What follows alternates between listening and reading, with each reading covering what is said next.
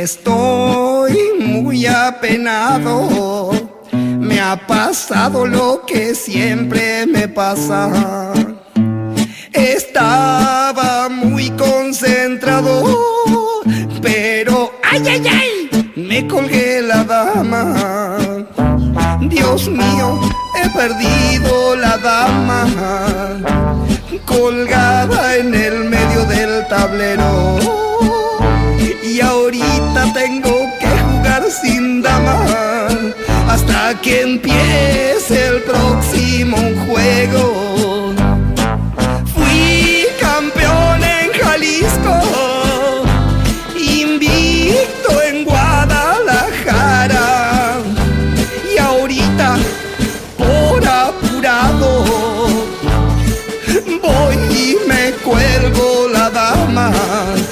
Aplaudido me fui de Jalisco, ídolo de Guadalajara, y ahorita por atolondrado me acaban de pintar la cara. Mandolina. Las simultáneas. Bueno, ha habido mucha participación, hemos sacado 14 tableros, se han ocupado todos y además ha habido relevos, han entrado y ha salido gente y al final ha habido a lo mejor pues unos 20 participantes, la mayoría chavalería con mucha afición. Y alguno que juega bien, te he visto un poco perdido en alguna. Bueno, había un chavalillo que muy prometedor, está de vacaciones, un chaval de Aragón, y como no conoces a la gente que se sienta, pues las movía, pero muy bien además. Al final tablas. O sea que bien.